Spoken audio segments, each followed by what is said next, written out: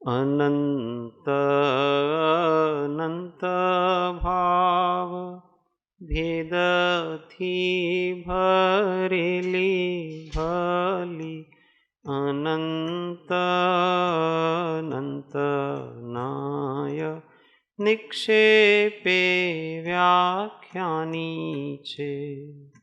सकल जगत हित कारिणी हारिणी मोह तारिणी भवाब्धि मोक्ष चारिणी प्रमाणी छे।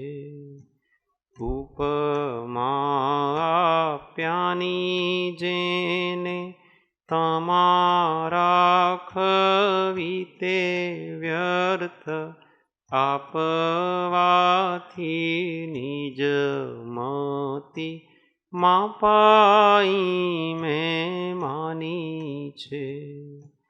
अहो राज चंद्र बाळ ख्याल नथी पामताय जिनेश्वर तणी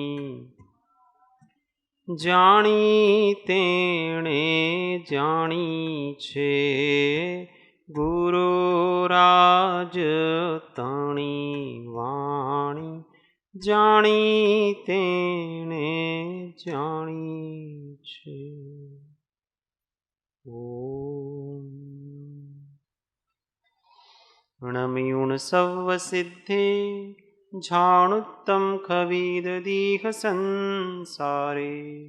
दस दस दो दो यजिणे दस दो अणुपेहणम वोच्छे।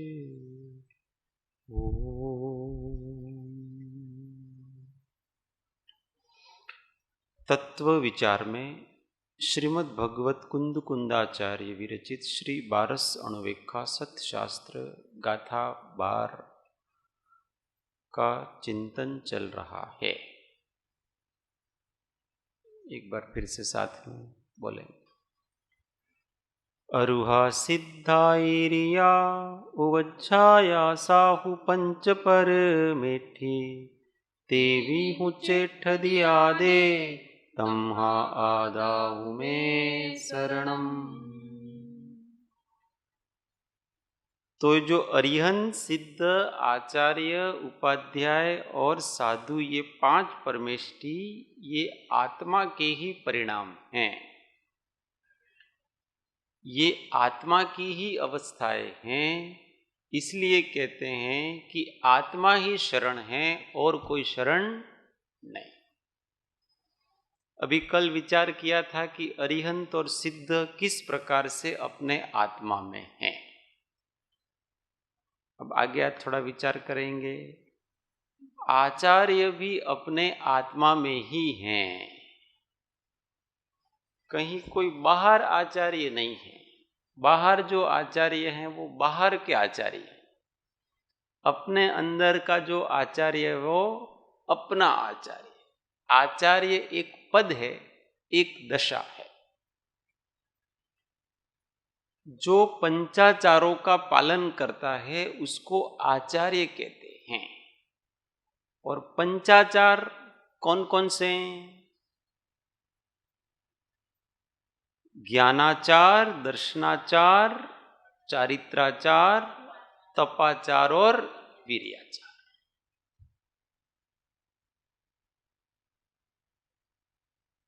ये 5 आत्मा की शक्तियां हैं।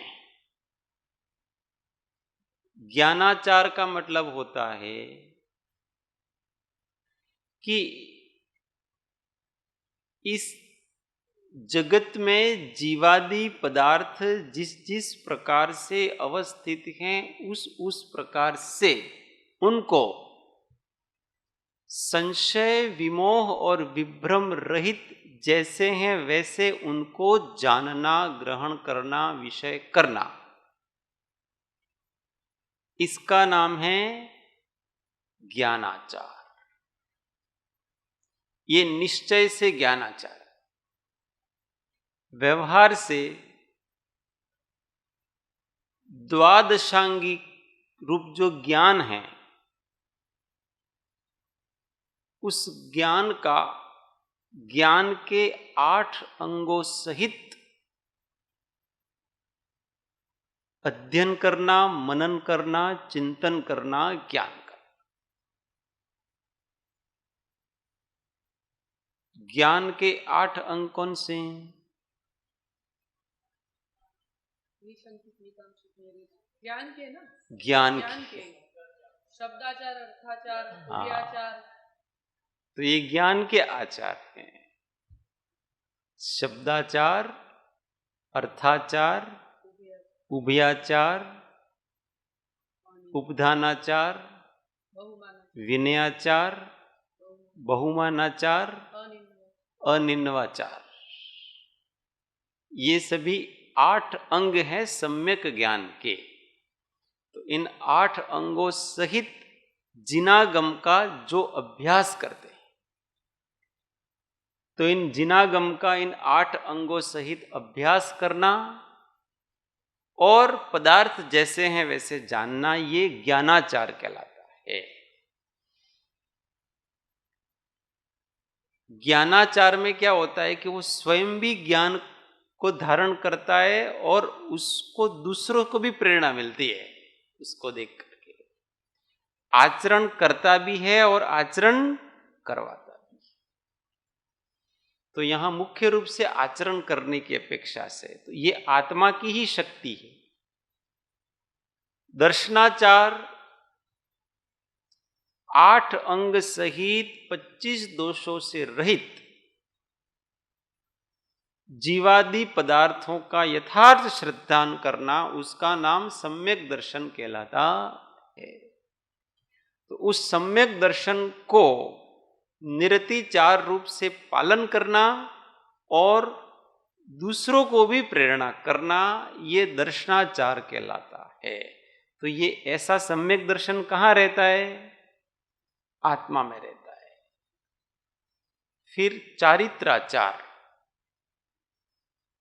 5 महाव्रत, 5 समिति, 3 गुप्ती और 28 मूल गुण,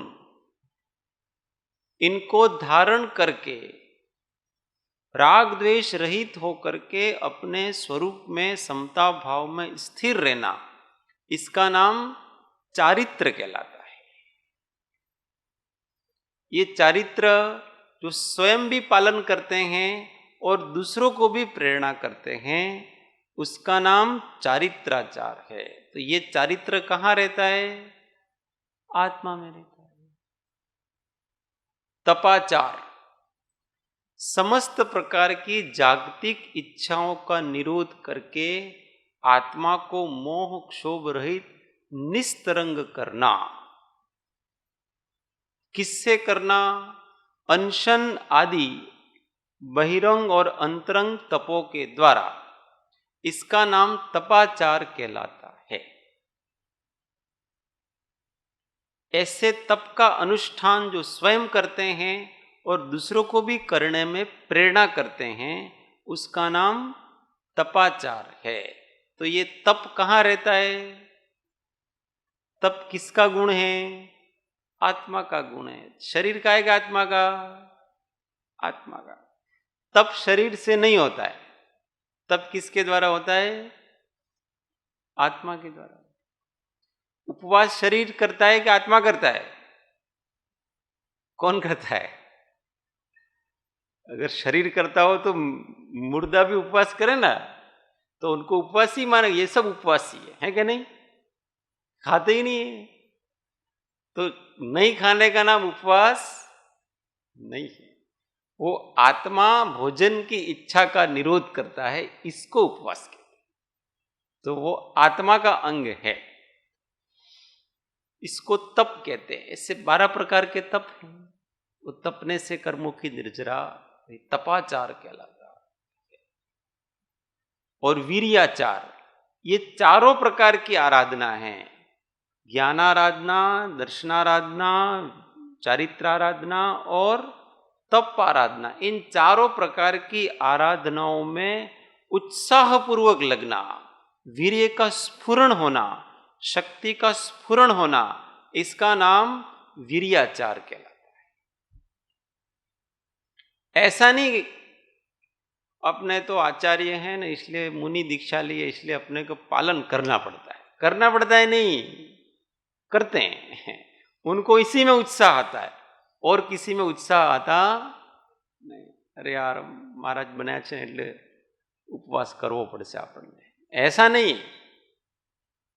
આપણે તો सम्यक દર્શનનું પાલન તો કરવું જ પડશે, ऐसा नहीं है। वो करते हैं, उसमें ही उनका उत्साह है, उसमें ही उनकी रुचि है, और उनके संपर्क में जो भी आते हैं उनको वो उत्साहित करते हैं। अपने आप उत्साह जागता है, रुचि बढ़ती है उनकी ज्ञान ध्यान की। इसको वीर्याचार कहा जाता है। जैसे संसारी लोगों का उत्साह संसार के काम करने में सहज होता है कि नहीं होता है?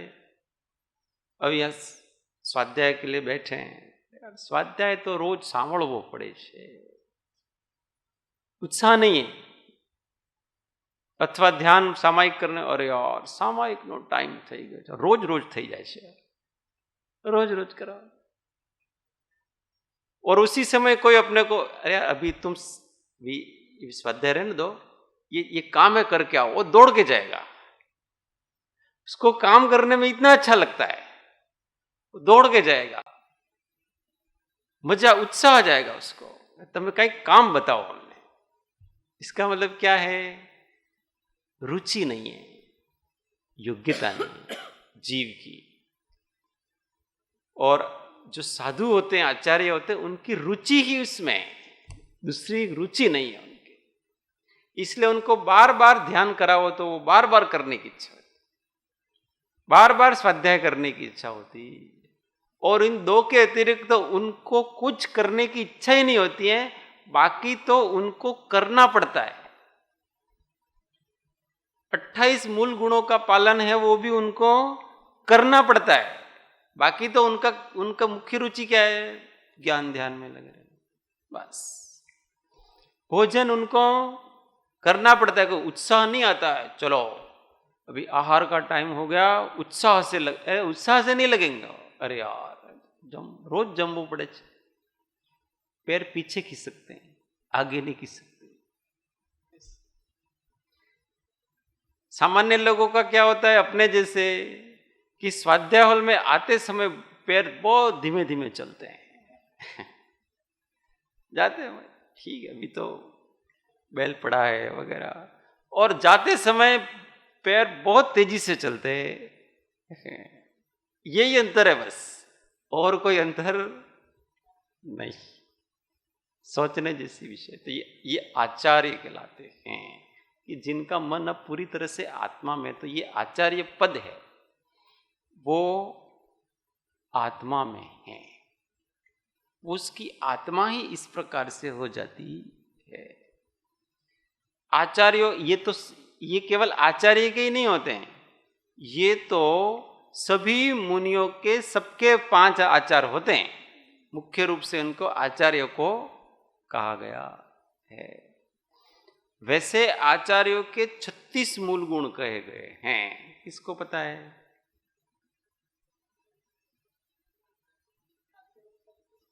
आचार्यों के 36 जितने मुनियों के हैं उतने तो है ही उनके, और फिर 8 विशेष नहीं, 28 मूल गुण को तो गिनना ही नहीं, वो सबके कॉमन है।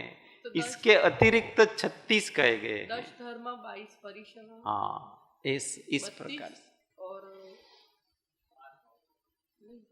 10 धर्म 22 परिश्रम, कितने गुण? परिश्रम नहीं है उसमें, परिश्रम नहीं तो 12 प्रकार के तप, 12 तप, 10 धर्म, 10 धर्म, 6 आवश्यक, 3 गुप्ती और 5 आचार। हो गए? 8 विशेष हो गए? आचारत्व। हाँ, ये आचार्यों के विशेष हैं इनके। नहीं, 8 विशेष गुण वो अलग। वो विशिष्ट गुण है, ये उनके अपने मूल गुण है आचार्यों के, उनको करना है 12 प्रकार के तप। मुनि भले उपवास करे कि नहीं करे, आचार्यों को करना है। क्यों? क्योंकि उनको दूसरों को प्रेरणा देनी है। मुनि के लिए रोज भोजन करे, रोज आहार करे, उसको कोई दिक्कत नहीं है, आगम से कोई विरोध नहीं आता उसका। पर अगर आचार्य उपवास नहीं करे तिथियों के दिन अथवा अन्य अन्य प्रकार से, तो वो आचार्य नहीं, उसका मूल गुण है।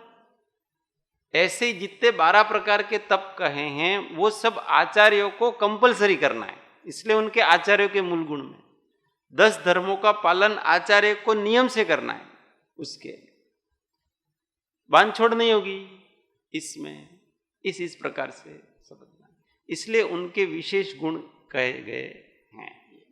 और विशिष्ट विशेषताएं होती है, अभी आवश्यक हैं तो क्योंकि उनको दूसरों को कराना है ना, इसलिए उनको तो रोज नियमित करना ही, जिसको कराना है उसको तो करना ही पड़ता है, पालन करवाना उसको खुद को पालन तो करना ही पड़ता है।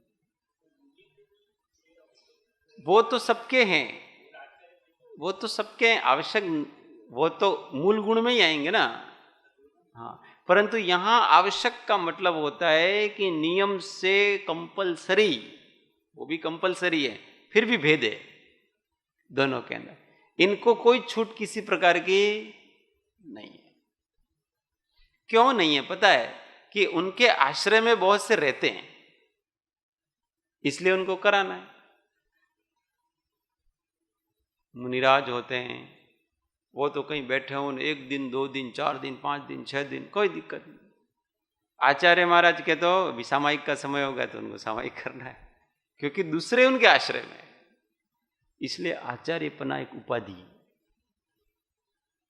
अब आपको, क्योंकि आपने शिष्यों को स्वीकार किया है, इसलिए आपको उनका ध्यान रखना है, ये इसलिए गुरु पद है, वो एक प्रकार की उपाधि है। ये आचार्य लोगों को अच्छा लगा, आचार्य बना रहा है हम पर। क्या आचार्य बना रहे हैं? आपको नीचे गिरा रहे हैं, मतलब आत्मा की दृष्टि की अपेक्षा से अब आपको ऊपर जिम्मेदारियां दे रहे हैं।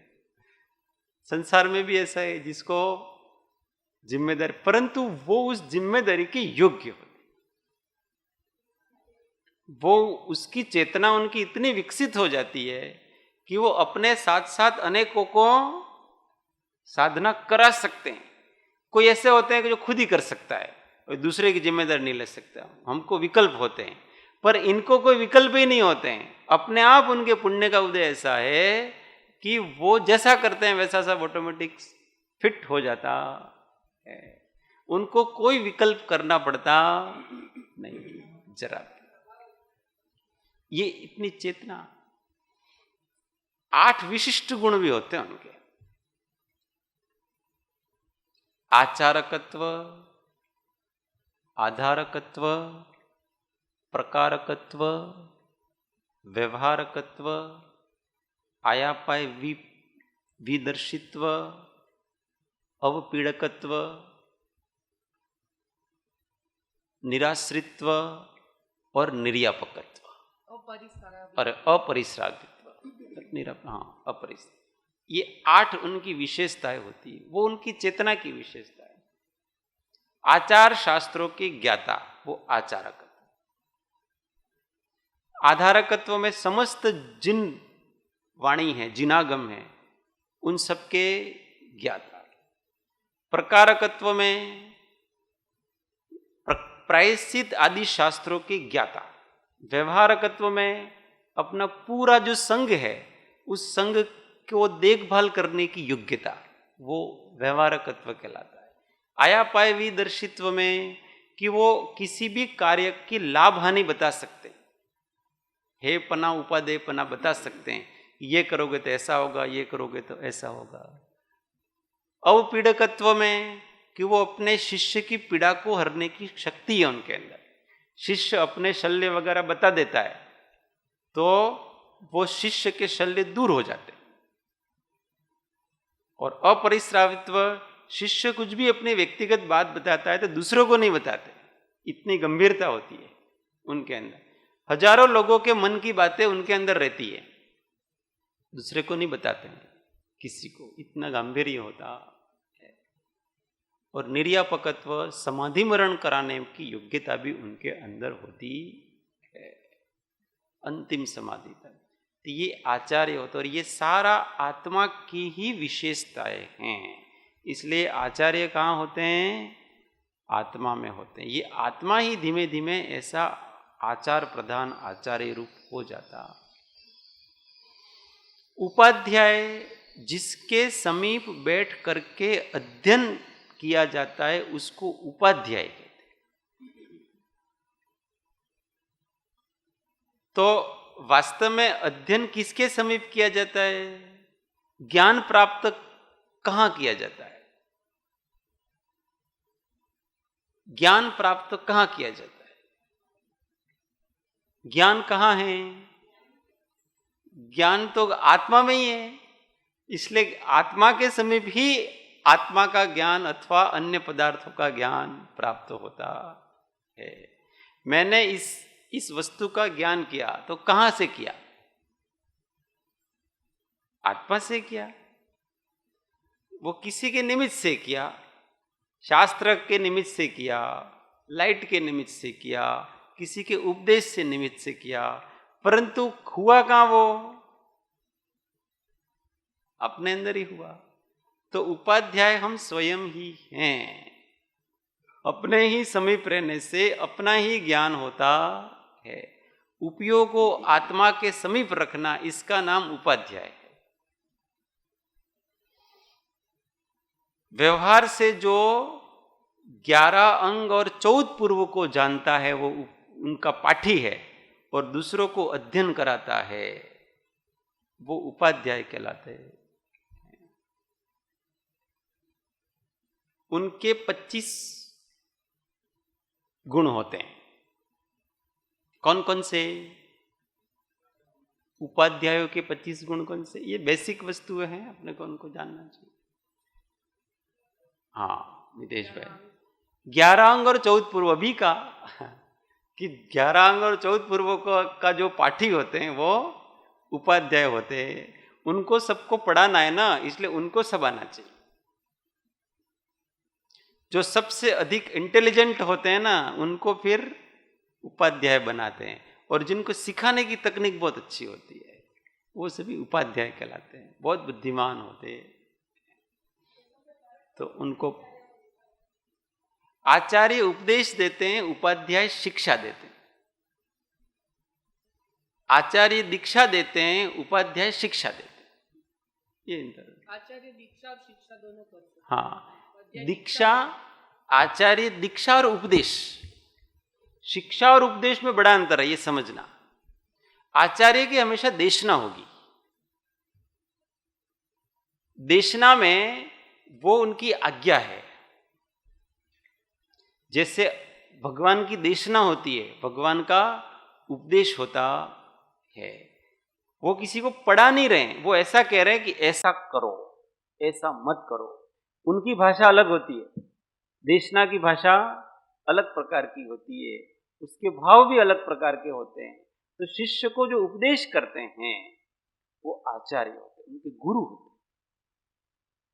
और शिष्य को पढ़ाते हैं कि ये ऐसा है, ये ऐसा है, ये ऐसा है, ये ऐसा है, ये करने से ऐसा होगा, ये करने से ऐसा होगा। अब तुमको जो करना करो, हम कुछ कहते नहीं आपको। और गुरु कहेंगे कि तुम पाप मत करो, झूठ मत बोलो। आज उपाध्याय की भाषा और गुरु की भाषा में इतना अंतर है। गुरु कहेगा हिंसा मत करो, उपाध्याय कहते हैं हिंसा नहीं करनी चाहिए। इतना ही अंतर है, और कोई अंतर। उनको अधिकार नहीं है कुछ सामने वालों को। क्यों? क्योंकि उनको नहीं सौंपा है ना। हमारे ऊपर उसी की आज्ञा चलती है जिसको समर्पित किया है। उपदेश गुरु ही कर सकते हैं, और कोई उपदेश कर सकते हैं। बाकी तो सब अपन क्या स्वाध्याय करते हैं। पर मुझे अब किसी को यूं कहना है कि आपको ऐसा नहीं करना चाहिए, तो आप मत करो ऐसा, ये गलत बात है। तो वो जो मेरा शिष्य होगा ना, मैं उसी को कह सकता हूं, जिसने मुझे ऐसा पहले से कह रखा है अथवा समर्पित कर रखा है कि आप मुझे शिक्षा, ये उपाध्याय है उसमें। मां सती जावी, मीनाबेन बोला आवे तो कही देજો। उपाध्यायों की भी 4 विशेषताएं होती है। कौन कौन सी? जैसे 8 विशिष्ट गुण आचार्यों के होते हैं, ऐसे उपाध्यायों के भी 4 विशिष्ट गुण होते हैं। बोलो।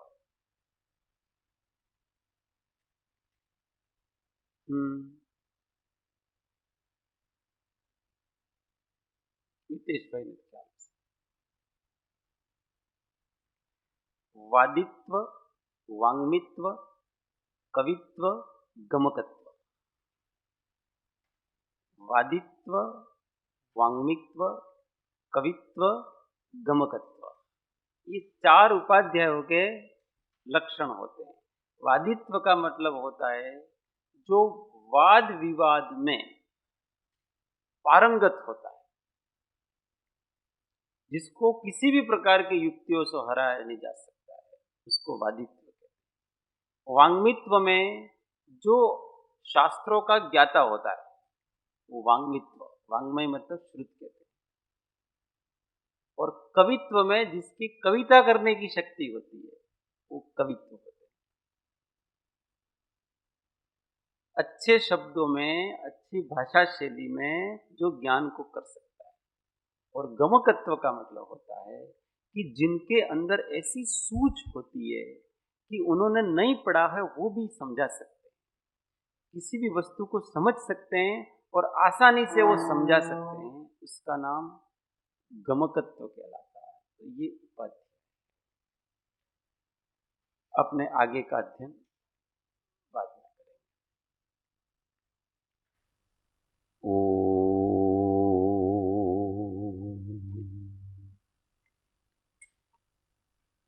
जावाणी के ज्ञान से सूझे लो कालो, सोवाणी मस्तक नमो सदा दे फूलो।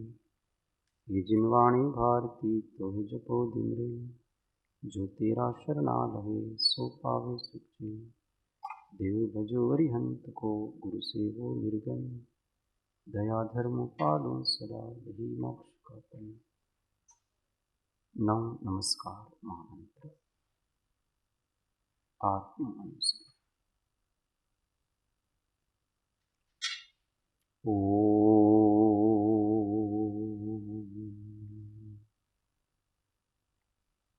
जय जिनेन्द्र।